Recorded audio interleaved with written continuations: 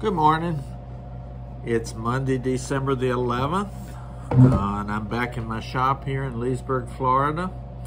It was 48 degrees this morning when I went out, so that's just to tell you that here in Florida, yes, we do have some cool weather sometime, and I love my comfortable cardigan sweaters. I bought this one in London. Every time I travel somewhere that wear yarn and spinning and those kind of things are part of the culture, I love to buy cardigans, because I find in Florida by about midday I'm usually ready to take the sweater off and move on through my day. But anyhow, good to see you this week. There's a couple things I wanted to mention up at the top of the discussion, and then I want to get into some books that I'd like for you to take a little time to talk about and refer you to this morning.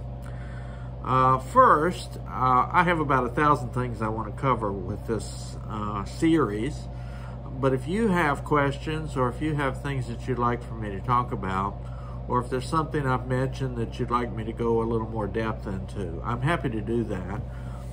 As I say, I've got enough ideas to fill us up for many, many years, and you'll probably get tired of hearing me long before I run out of things to talk about. But I am open to suggestions, and I'd love to hear your views. Secondly, just to say that I love to speak to groups, and because of my background, both as a pastor and then later as a college professor and an educator, I really get a lot of energy from that kind of activity. So if you've got a group somewhere and you want to pay my way to get there, I don't charge much, but I certainly would need enough to cover my travel. I'd be happy to tailor a talk for a group that talks about the legacy of handmade objects or any of the various topics that I cover as I work my way through the series. So keep that in mind. Sometimes it's fun, and I like to travel, so I don't mind going to some new places. The little showcase at the beginning of this week gave you just a glance at some of the books that I want to mention today. I'm not going to spend a lot of time on any of them except probably the last one, because it's one that I'm going to be bringing up quite a bit as I move along. It was a very transformative book for me. To start out with, I think I mentioned at some point along the way, I'm registered and in the midst of becoming certified through the Embroidery Guild of America as a counted thread embroidery I forget what the craftsman. So one of the things that I did when I began that program was look at some of the suggestions that they had about what kind of resources would be helpful to me. Like many of you, I started out with cross-stitch and embroidery, and I just kind of picked it up as I went along. And when I started, of course, there was no internet. So you really just found stitching shops, or you ran into people who did this sort of thing, and you just kind of picked up ideas along the way. And I learned that I developed some pretty bad habits that it's taken me some years to fix as I've hopefully improved in my craft. Well, two of the books that the Embroidery Guild recommends as kind of standard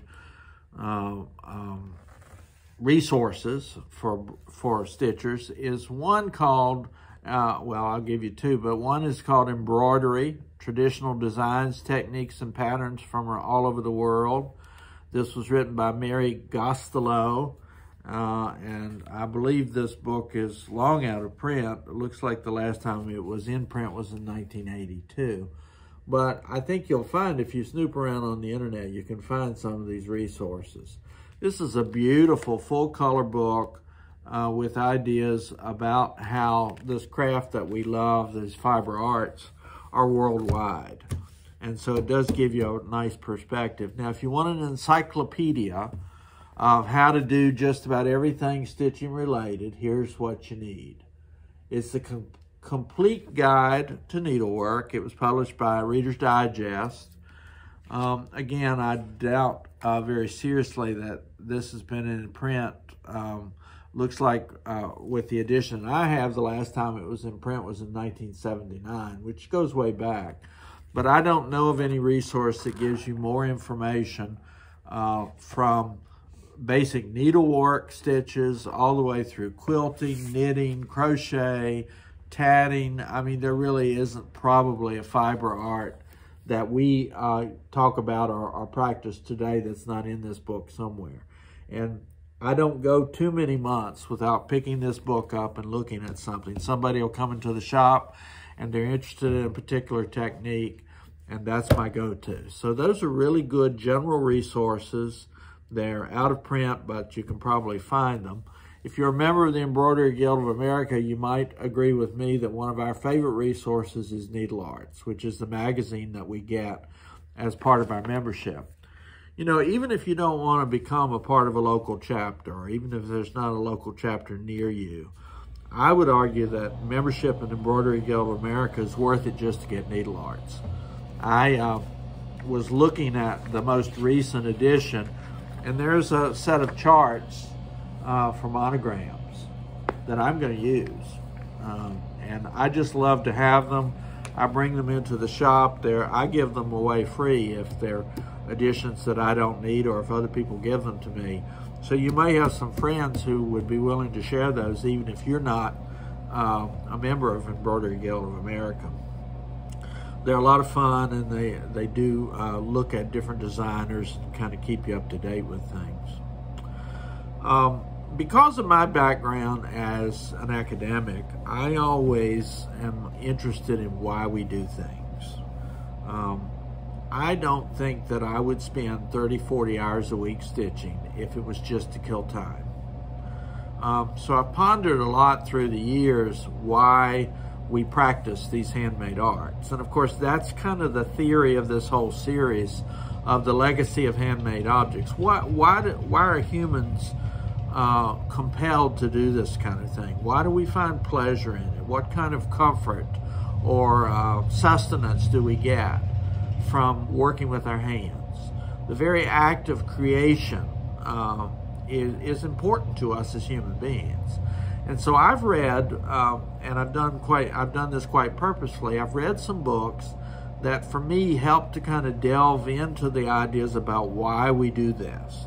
Now, this might not be for everybody. I know some of you just want your instructions and you want to sit down and do your work, and maybe you don't want to think about why it's important. But I know it's something that I've pondered a lot. I don't know if I've mentioned it too much, but it certainly comes up a lot in the literature around needlework, that for many, many centuries, probably eons, the kind of work that we talk about when we talk about fiber arts has been dismissed or taken lightly by kind of the general society around us. And part of that is because it's largely been done by women. And we all know that there are cultures even today that do not value the work of women. I think it's pretty easy to see if you start looking at some of the resources I'm going to show you, and if you start to think about it, that fiber art has probably been a way to resist that and to find meaning and to find purpose. Now, I can't speak as a woman. I'm not going to try to do that. But I've always been very sensitive to that idea.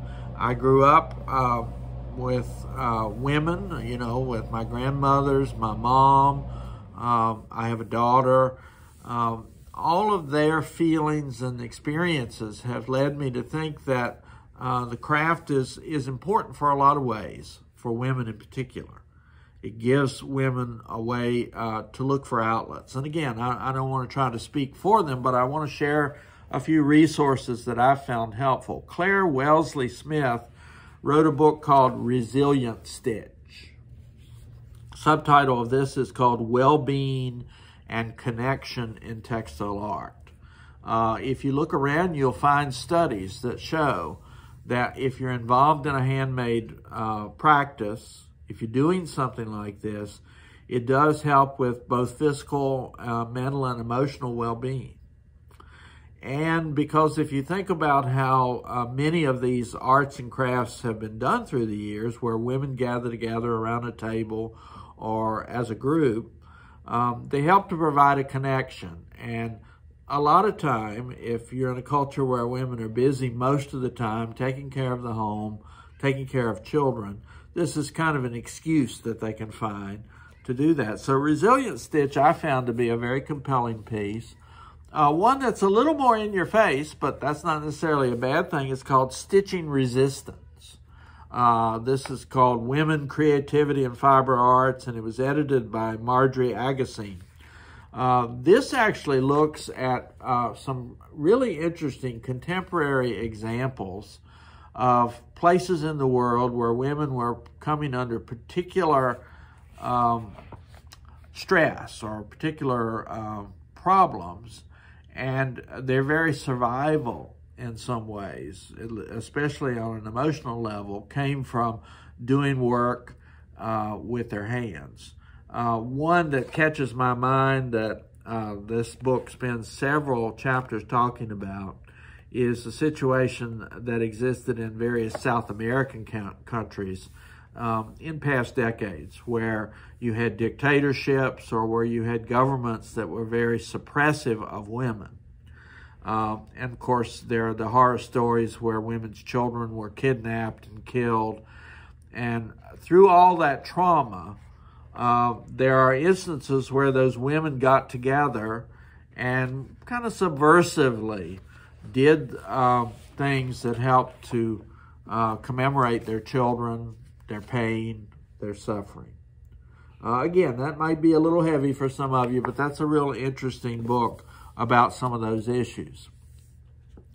The Subversive Stitch is subtitled Embroidery and the Making of the Feminine.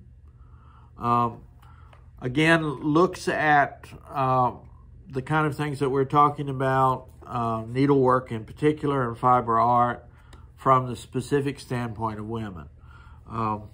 So if that's something you're interested in, those are some really good resources. Now, I've enjoyed some real general books about kind of the power of fiber and things like that. A book that I don't have to show you, but which I would mention, is a book that's entitled Cotton. And it talks about the history of cotton throughout world history. It is worth a read. It might not sound too interesting, but it's really cool. Another one that I liked a lot is called The Golden Thread. This is subtitled How Fabric Changed History. And there's some really surprising things here about how various aspects of handmade fiber art have been very important in the background of history that surrounds us. As an academic, I'm always, kind of snooping around and looking at ideas about how I can enrich what I'm doing. I found a book called Stitching the World, which is a history of how needlework was used to teach geography to young girls.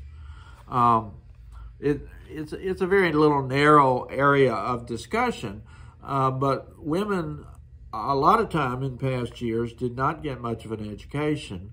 And when schools did educate girls, sometimes they combined the more versatile and useful arts like stitching and embroidery with broader topics. So girls in some schools, particularly here in the United States and in the UK, would stitch maps, even to the extent that they would stitch the exterior of a globe-shaped map, and thus learn a little bit more about the world around them and combine that with fiber. Just, if there's something like that you're interested in.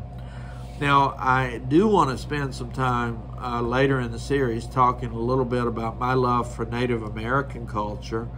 I think I probably mentioned in my introductory video that I studied Native American women writers, and that's a very important part of who I am as an academic writer.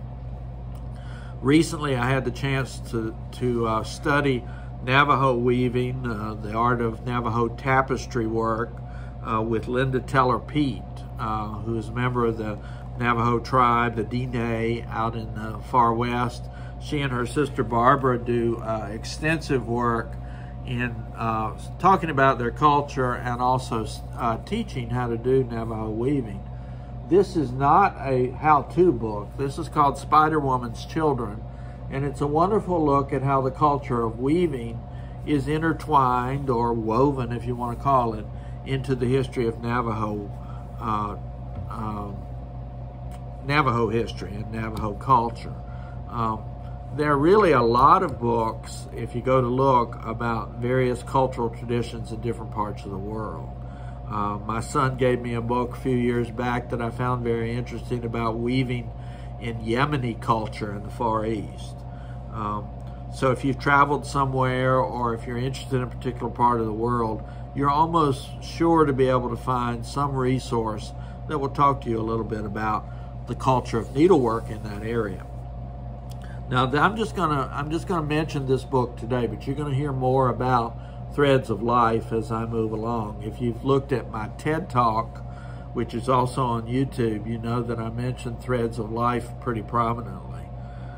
Claire Hunter, who is Scottish, I believe. I shouldn't say that without being sure, but Claire Hunter writes a book called Threads of Life, which is a history of the world through the eye of a needle. And there's no book that I have read recently that has transformed my thought about needlework as compellingly as Claire Hunter's book. She talks about things like women in captivity, like prisoners of war in World War II and in other conflicts, who use needlework as a way to bring healing.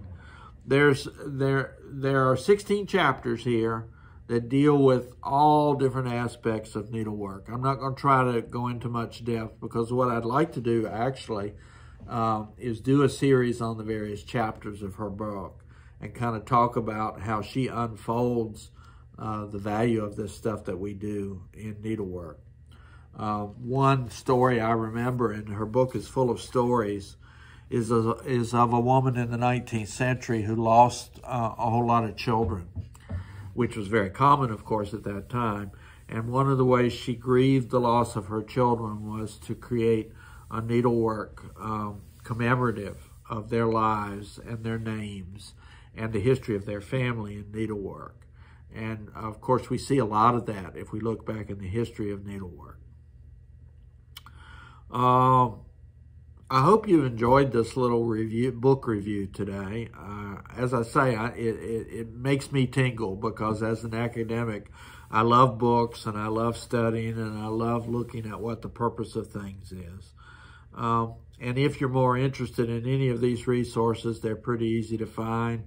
If you have any trouble with that, let me know. I even have copies of some of these books here in the store, like that encyclopedia of needlework that Reader's Digest published. I have a copy of it here for sale. So I'd be happy to help you track down some of these if you need them. I think that's it for today. I think I'll stop talking and let you go back to stitching. But it's been a pleasure to see you again this week, and I hope you'll continue to follow me and ponder this idea of the legacy of handmade objects. Have a great week.